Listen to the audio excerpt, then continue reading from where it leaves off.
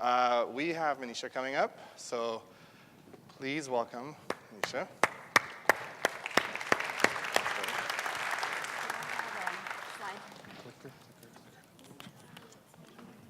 I'll find it. Where's the clicker? The clicker. It's nice to be here. Is this on? I'm Monisha Perkash, co-founder and CEO of Luma Body Tech. And I am here to tell you about our story, about our journey of how we've gotten to where we are and just the many failures, thank you, and pivots and successes we've had along the way.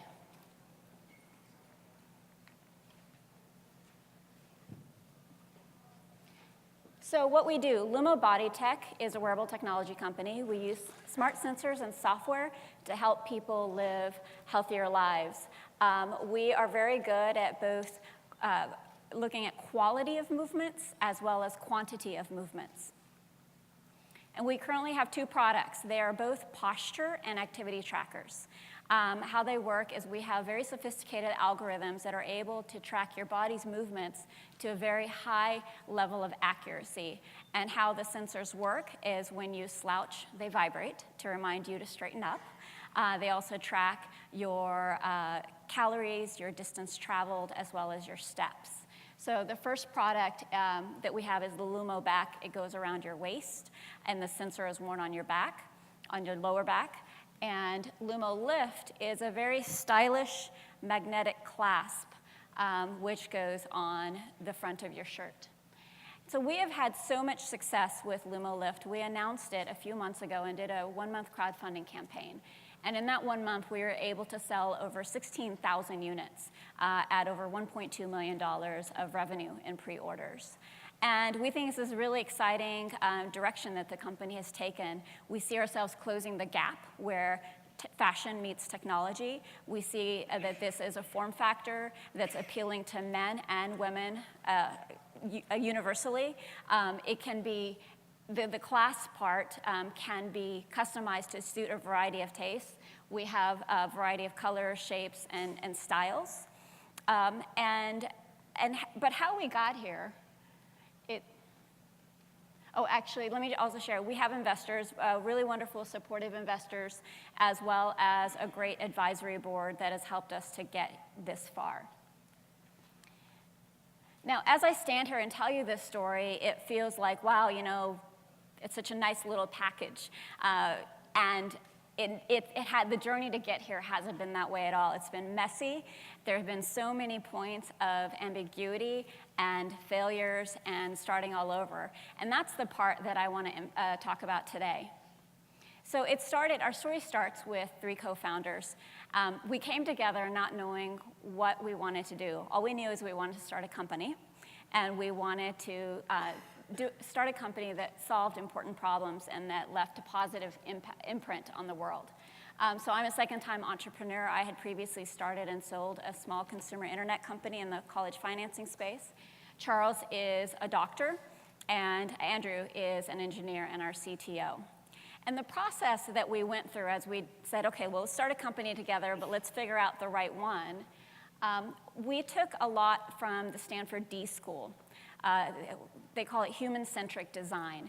And we went through this process of empathy, learning how to empathize with people and understanding their needs, defining the problem, ideating on potential solutions, prototyping so that we could try very low-resolution solutions in front of real people, get their feedback, and test, and then use that go through that process all over again of taking a proposed solution, putting it in front of people, trying to empathize with their needs, and continuing to iterate that way.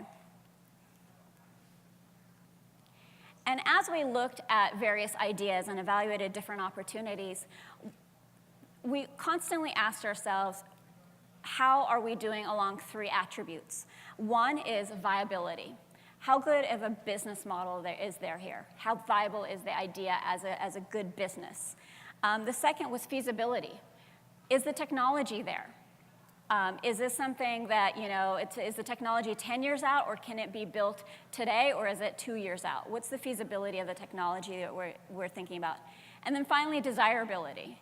Is this something that people really want? Is this something that people will really use? And going back to the human-centric design process that we went through, that really helped us to assess desirability. So after that, we went through what is known as the walk of the drunken entrepreneur.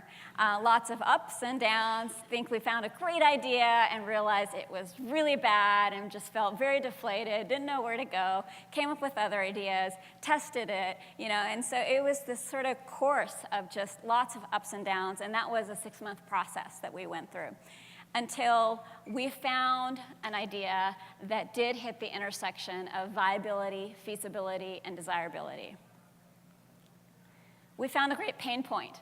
And this is a fun slide because the pain isn't my co-founder, but it was his back pain that led us to the solution.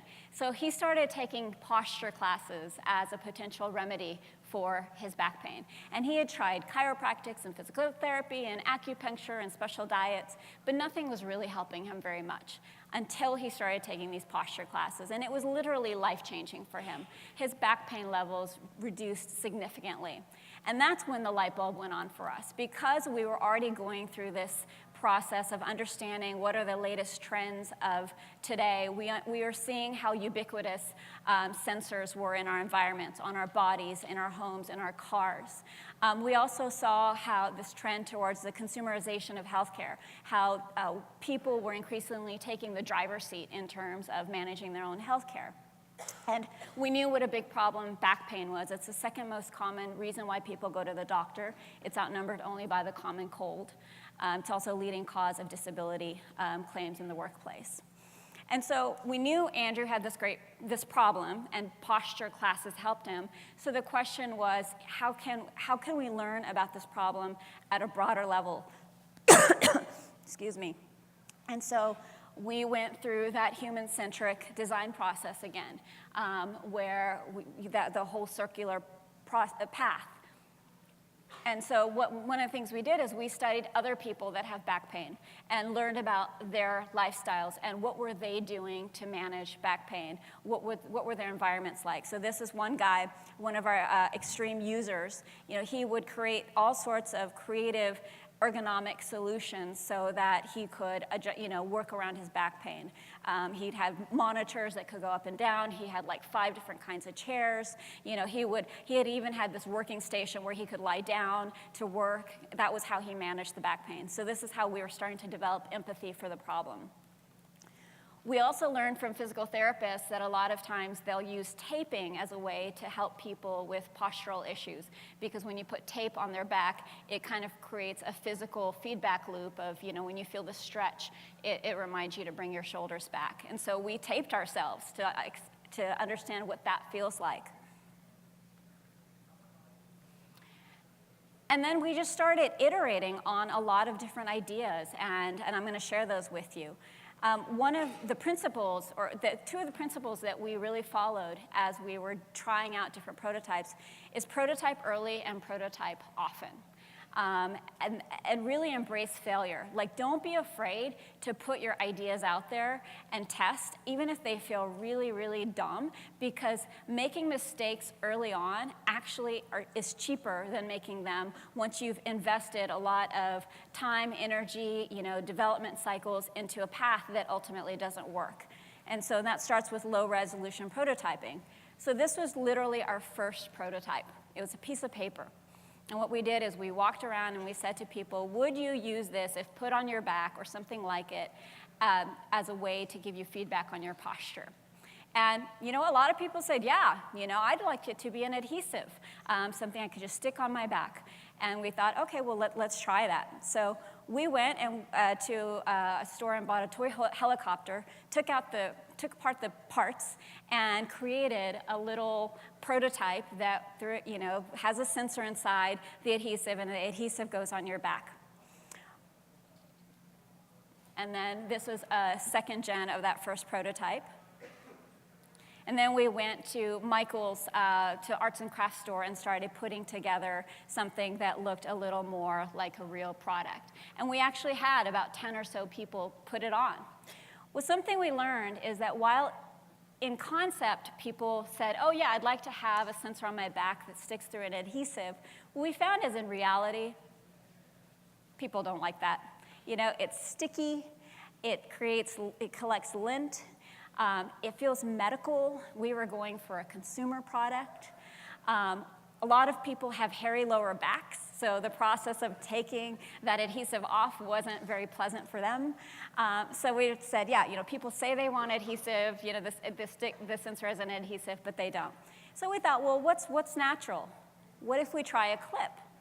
Well, one of the constraints we gave ourselves was to be on the waist area for the first product. And the reason why is the 80-20 rule about posture is if you get your pelvis in a neutral position, the rest of your spine more naturally stacks on itself. So we gave ourselves the constraint that the sensor had to go somewhere on the waist area. We thought, well, what does everyone do? They wear underwear, or most people.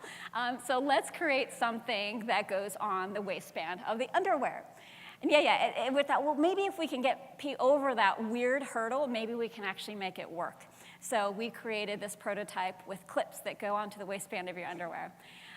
So of course, there was that weird factor. People, like one of our users said that his mom noticed it kind of sticking out of his pants, and she said, so is that where young people are storing their cell phones these days? You know, and he didn't like that experience. And then we had a number of users who, like, it fell into the toilet.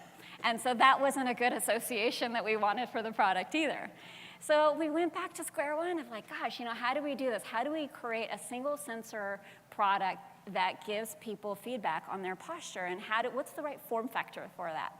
And so we thought about the heart rate monitor concept, right? A lot of people wear that for running. So we thought, well, why not, you know, wear it around your waist? And so we actually went around for a week wearing a heart rate monitor around our waist to see what does that feel like. And we found that it's actually quite comfortable. And that, in fact, you kind of forget that it's there because that part of your body just isn't very sensitive. And so that is what we used to create a functional prototype. We eventually went on to demo conference, and the day before the conference, we were about to pull out because we thought we weren't ready. We thought the prototype wasn't good enough. We ended up walking away and winning the Demo God Award. And then we did a Kickstarter campaign and ended up selling $200,000 worth of our first product, which was this one. And we manufactured it here in the US. We wanted to really prove that we could execute. And then, which we did, and then we went overseas and optimized the manufacturing, made the form factor even more comfortable and better. We improved the antenna, we improved the connectivity. But even with this product, we learned that for people who have back pain, wearing a band around your waist is a very small price to pay for the alternative, which is debilitating back pain. What we learned is a lot of people who want to improve their posture aren't necessarily motivated by back pain. They're motivated by appearance and confidence and breathing and all the other benefits that come with good posture. And we also learned from listening to people in the market that they weren't necessarily crazy about the clunky, wrist-worn form factors. You know, that they were hard to go with business attire and evening wear. For women, you know, they found it hard to go with a lot of their outfits. We have more slender wrists. So we challenged ourselves. We said, okay, well, what can we do that provides postural feedback that is more stylish and aesthetically pleasing, and that if you want it to disappear, it can. And so that is how we came up with our most recent design that I shared with you. We offer a variety of designs. We're in manufacturing now. We're going to start shipping very soon. And we already have, you know, a very large customer base waiting. And so we feel that we've successfully identified a form factor as well as a price point and a design that really resonates with the market. And so that's where we are today.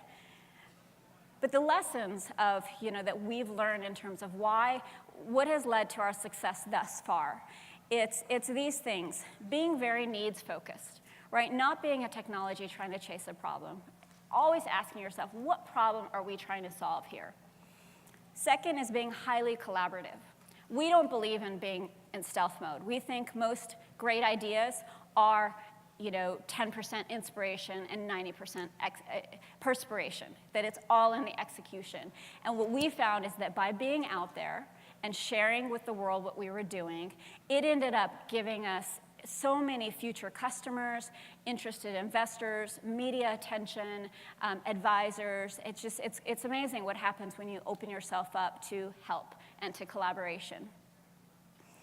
We also said, let's embrace constraints, right? Constraints drive innovation. And we think in some ways having less money forces you to be more innovative, and that's why companies that have a lot of money stop innovating. And to fail forward. That is a mantra that we really embrace on our team. Fail early and fail often, but always fail forward. Because it's those early failures that teach you, and you can course correct, and course correcting earlier on actually helps you speed ahead faster. So this is where our team was in 2012. There were 4 full-time plus 1 part-time person.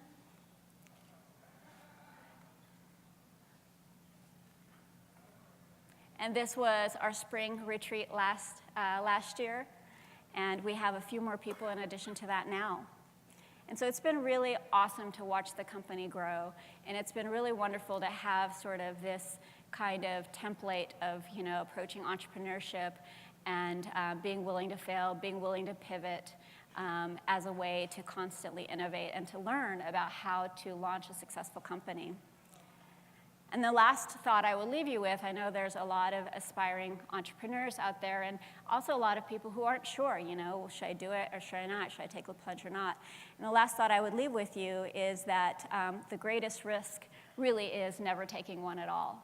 So I would encourage you, take the risk, take the plunge, you'll learn a lot, and you'll innovate. Thank you.